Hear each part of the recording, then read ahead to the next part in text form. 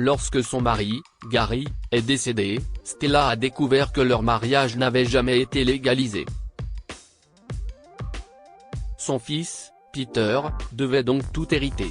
Cependant, leur relation était tendue, et Peter voulait se venger de ces années où son père était absent dans sa vie. Mais tout a changé après qu'il a découvert une lettre que le défunt lui a écrite. Ce n'est pas possible, a dit Stella à son avocat, Monsieur Samberg. Je suis vraiment désolé, Madame Gilmour. Mais quand un couple ne se marie pas, ou dans votre cas, il y a une erreur, ils n'ont pas les mêmes avantages qu'un couple marié, a expliqué M.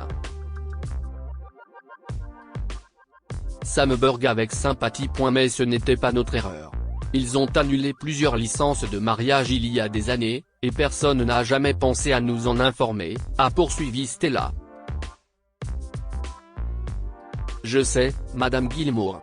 Mais cet employé du comté de Californie a été arrêté pour avoir donné ses licences à des couples qui voulaient simuler des mariages pour l'immigration. Si est pourquoi ils ont pensé que vous faisiez la même chose.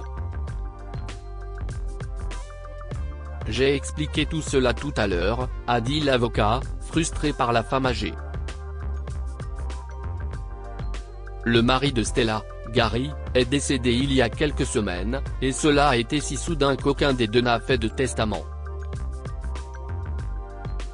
Elle a donc dû engager un avocat pour s'occuper de la succession de Gary et de certaines formalités juridiques, car il n'avait pas d'enfant, mais Gary avait un fils, Peter, né d'une relation précédente. Et Stella avait besoin de savoir comment cela fonctionnait. Cependant, M. Samberg a découvert que leur mariage avait été annulé lorsque l'État a découvert que le greffier du comté avait pris de l'argent pour délivrer de faux certificats de mariage au nom de l'immigration. Personne n'a pensé à prévenir les couples, et bien que Stella et Gary soient tous deux citoyens américains de naissance, ils ont été pris entre deux feux. Alors qu'est ce qui va m'arriver maintenant ? A demandé Stella, se sentant à court d'options. Vous devrez parler à Peter. Selon la loi, il est le plus proche de Monsieur Gilmour et il hérite de tout, a finalement dit M. Samberg. Stella a quitté le bureau de l'avocat avec un sentiment de frustration. Notons que, Gary n'avait pas une très bonne relation avec son fils et son ex-petite amie. En fait, la mère de Peter est tombée enceinte lorsqu'elle était en couple avec Gary, et elle a été vexée quand il a décidé de ne pas l'épouser. Ils voulaient faire ce qui était bon pour leur enfant, mais ne pensaient pas qu'il était compatible d'une quelconque manière. En effet, il a commencé à payer une pension alimentaire et a obtenu un droit de visite un week-end sur deux pendant plusieurs années, jusqu'à ce que Gary rencontre Stella. Si est là que la mère de Peter est devenue folle. Comme l'enfant grandissait, elle a commencé à lui remplir la tête d'idées selon lesquelles son père le détestait et ne payait rien. Pourtant, Gary n'avait jamais manqué un paiement, et cette femme était tout simplement ignoble.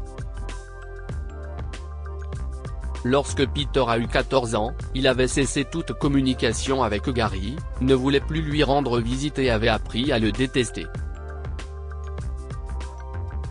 Ils ne s'étaient pas parlé depuis des années, aussi Peter n'a pas assisté aux funérailles. Stella s'inquiétait alors de ce qu'il allait faire maintenant que tout l'argent lui revenait.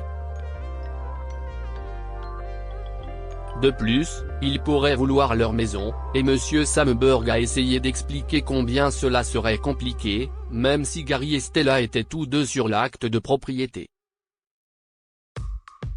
Elle devait parler à Peter et voir ce qu'il choisirait. Mais Monsieur Samberg l'a appelé en premier.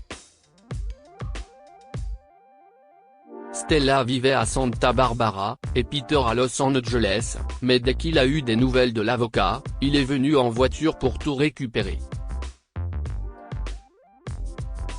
Peter est arrivé directement à la maison de son père et a commencé à regarder autour de lui.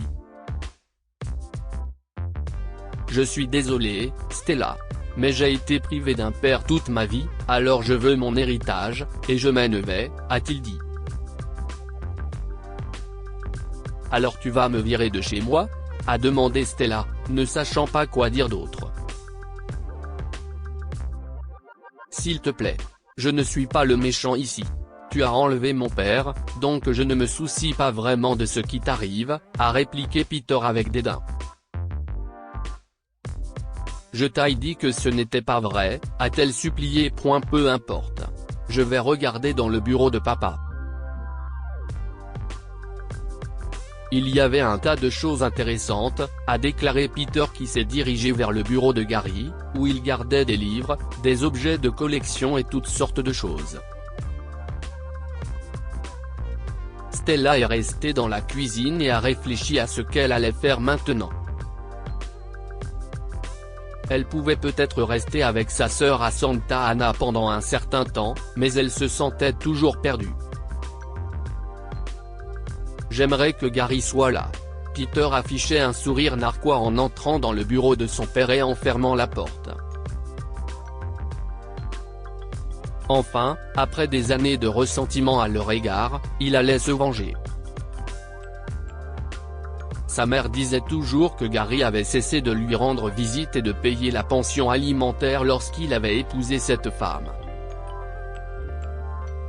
Il n'avait plus de temps à lui accorder à cause d'elle, et par une sorte de justice divine, il a tout obtenu. Bien fait pour elle, a-t-il murmuré en inspectant certains des livres de son père. Pendant ce temps, en fouillant dans un gros exemplaire en lambeaux de Moby Dick, Peter a vu un morceau de papier tomber sur le sol. Il s'est penché pour le ramasser, mais il a vu l'écriture de son père dessus. Cela ressemblait à une lettre, alors Peter l'a ouverte. Cher Peter, joyeux anniversaire, mon garçon. Je t'ai acheté le TIE Interceptor à collectionner que Lego vient de concevoir. J'espère que nous pourrons bientôt l'assembler ensemble, petit. On pourra le faire en attendant la sortie de l'attaque des clones. Ça va être génial. Je t'aime. Je t'ai toujours aimé, papa. Peter n'arrivait pas à croire ce qu'il venait de lire. Si son père avait acheté ce Lego de collection et attendait ce film, cela signifiait que cette lettre avait été écrite en 2000, lorsque Peter avait 14 ans et à peu près au moment où il avait cessé de lui parler. Il n'avait pas reçu de cadeau de son père depuis des années. Que se passe-t-il ? s'est-il demandé. Mais il n'a pas obtenu de réponse. En fait, Stella était la seule à qui il pouvait demander. Stella, qu'est-ce que siesti ? Quoi ? A dit la femme âgée en regardant le fils de son défunt mari avec méfiance. Cette lettre, a-t-il poursuivi, lui jetant presque le papier au visage. Est-ce vrai ? Je n'ai jamais reçu ce cadeau. Je n'ai jamais reçu aucun cadeau de mon père. Stella a saisi la lettre et a immédiatement compris de quoi il s'agissait. Ah oui. Le Lego. Il était si excité de te le donner. Vous aimiez tous les deux Star Wars, a-t-elle dit en le fixant dans les yeux. Mais comment ça, tu n'as jamais rien reçu de lui? Il t'a envoyé des tonnes de jouets et de trucs pour les anniversaires, les Noëls, et parfois même quand il n'y avait pas d'occasion spéciale. Peter était sous le choc. Non, je n'ai jamais rien reçu de lui, a-t-il murmuré. Stella a froncé les sourcils, tandis que Peter continuait à expliquer que c'était l'une des raisons pour lesquelles il avait commencé à détester son père. Il ne se souvenait jamais de ses anniversaires ou autres. Peter ne voulait pas de cadeau, mais il voulait quelque chose. Oh, mon Dieu. Ce n'est pas possible, même si c'est ce que nous soupçonnions. Stella a respiré profondément. Puis elle a dit à Peter qu'il avait tort une fois de plus. Gary a toujours pensé à son fils avant tout. Mais suite à l'un des derniers appels téléphoniques que père et fils ont eus, ils ont commencé à soupçonner que la mère de Peter ne lui donnait pas ce que Gary lui envoyait. Tu veux dire que ma mère a jeté ces choses et a menti pendant toutes ces années? Je ne peux pas croire ça, a répondu Peter avec colère. Je sais. Nous ne pouvions pas non plus. Mais je ne peux pas le prouver. Je peux seulement te donner ce jouet que ton père voulait t'offrir personnellement. Et je peux te donner tout ce qu'il a acheté au fil des ans. Viens avec moi, a dit Stella en faisant signe à Peter de l'accompagner au grenier. Le grenier était dans un état impeccable avec plein de cadeaux emballés. Tiens, je crois que c'est celui des Lego. C'était toujours la grosse boîte, a dit la femme âgée en lui montrant une boîte. Tu peux regarder le reste des affaires. Je pense que certaines de ces choses ont beaucoup de valeur. Pourquoi n'a-t-il pas envoyé ça? Quand on a soupçonné ce que faisait ta mère, on a arrêté d'envoyer des trucs et on les a gardés jusqu'à ce que tu viennes nous voir. Mais tu ne l'as jamais fait, et je ne veux pas que tu te sentes mal, petit. Mais cela a brisé le cœur de ton père, a poursuivi Stella, laissant Peter ouvrir la pièce de collection et les autres cadeaux. Peter est resté et a tout ouvert. Puis il a appelé sa mère, qui a d'abord essayé de nier les choses, mais il savait qu'elle mentait.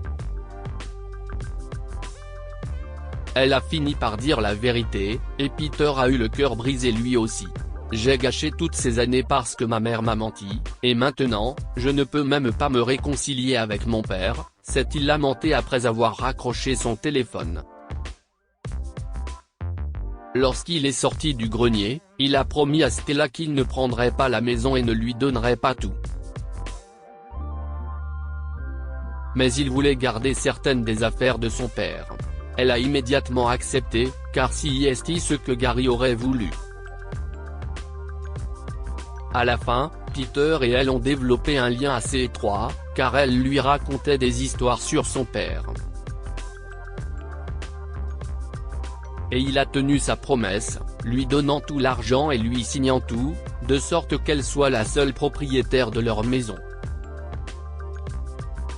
Que pouvons-nous apprendre de cette histoire? N'éloignez pas vos enfants de leurs parents. La mère de Peter a fait quelque chose d'horrible, et il a grandi en détestant Gary pour quelque chose qu'il n'a jamais fait. Soyez là pour vos enfants. Gary et Stella auraient dû faire plus d'efforts pour que Peter sache qu'il avait un père qui se souciait de lui. Mais ils ont été passifs à ce sujet, et le père et le fils n'ont jamais pu réparer leur relation. Partagez cette histoire avec vos amis. Elle pourrait égayer leur journée et les inspirer. Lire aussi, après le décès de sa femme, il apprend qu'il était divorcé depuis 20 ans, histoire du jour. Abonnez-vous à Amomama sur Google News.